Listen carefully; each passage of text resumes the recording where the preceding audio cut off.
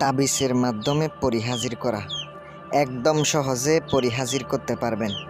সুপ্রিয় দর্শক, আশা করি আল্লাহ রাব্বুল আলামিনের অশেষ মেহেরবানিতে ও দয়ায় আপনারা সবাই ভালো আছেন।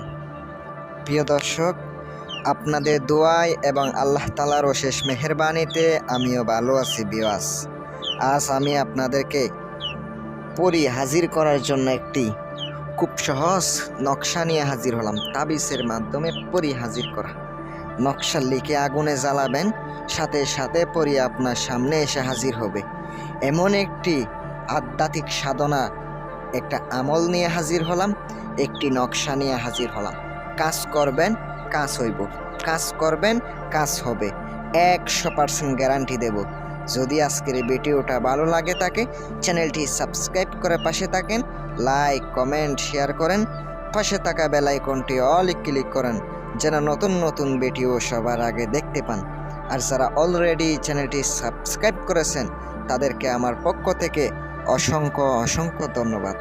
বিওয়াস, আজকে আমি আপনাদেরকে যত প্রকার নিয়ম আছে, যত গুপ্ত বেদ আছে, গুপ্ত নিয়ম আছে, সম্পূর্ণ তুলে ধরব। অনেক ইউটিউবে আমল দেয়, কেটে কেটে আমল দেয়। আমি আপনাদেরকে সম্পূর্ণ নিয়ম কারণ বলবো। অনেকে বলে নকশাটা লিখে আগুনের মধ্যে ফুরাইবেন, পরিয়ে আসবো। কিন্তু ভাই, অনেক নিয়ম আছে, এর ভিতরে কত রহস্য লুকিয়ে আছে, কত কিছু নিয়ম আছে। ওই নিয়মগুলো তো ভাই বলা থাকে না, ডায়েরির মধ্যে শুধু বলা থাকে শর্টকাট নিয়ম। কিন্তু এমন কিছু নিয়ম আছে উস্তাদের কাছে, এমন কিছু মনের ভিতরে নিয়ম বলা থাকে। ওই নিয়মগুলা যদি আপনি জানতে পারেন, কাজ করবেন, কাজ একটা কাজও মিস হইব না, একটা কাজও মিস হইব না। প্রত্যেকটা কাজ গ্যারান্টি দিয়ে কাজ করে দেব। আপনি গ্যারান্টি দিয়ে কাজ ফলাফল নিতে পারবেন। কথায় আছে না, বিশ্বাসে মিলাই বস্তু, তর্কে বহুদূর। বিশ্বাসে ভক্তি, ভক্তিতে মুক্তি। যারা বিশ্বাস করে কাজ করবেন, কাজ হইব, ফলাফল পাইবেন, ফল পাইবেন। কষ্ট করলে ফল আসবই। আর যারা রুহানি শক্তির আমল করেন নাই, বাতিনি নজরের আমল করেন নাই, আমার চ্যানেলের মধ্যে আমল দেওয়া আছে, বাতিনি শক্তি হাসিল করার আমল দেওয়া আছে, আপনারা আমল করে নেবেন। যারা করতে পারবেন না তাদের জন্য আংটি আছে, রুহানি শক্তির আংটি, সাধনার আংটি, বিভিন্ন সমস্যা সমাধানের জন্য আংটি আছে। আপনি আমার সাথে পরামর্শ করতে পারেন, স্ক্রিনে নাম্বার দিয়ে দিছি, যোগাযোগ করবেন।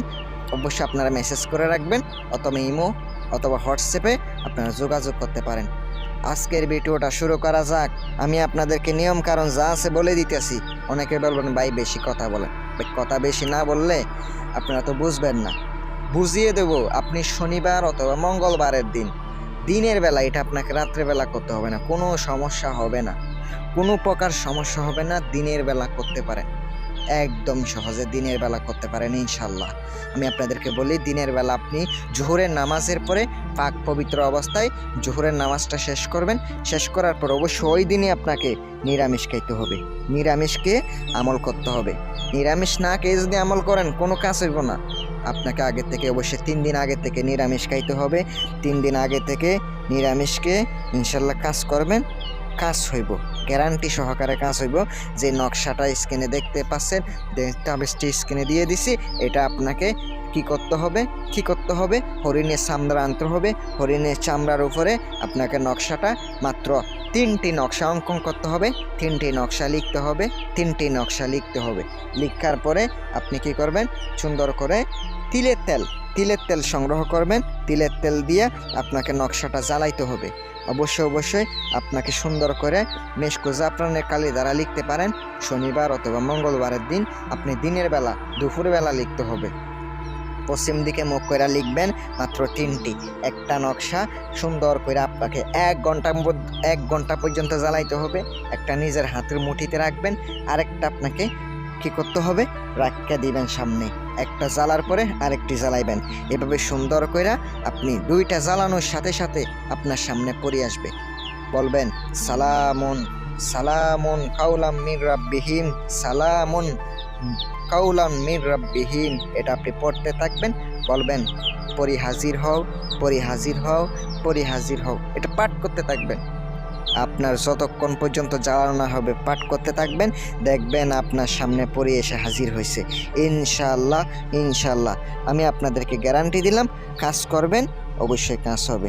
মন থেকে এজাজত দিয়ে দিলাম, যারা সাধনার আংটি, রোহানি শক্তির আংটি অথবা দেশ কিংবা দেশের বাইরে থেকে সাধনা করে নিতে চান, আমার কাছ থেকে কাজ করিয়ে নিতে চান, ইনশাল্লাহ করাইতে পারেন, যোগাযোগ করতে পারেন। ভালো থাকবেন, সুস্থ থাকবেন। আসসালামু আলাইকুম ওয়া রাহমাতুল্লাহ।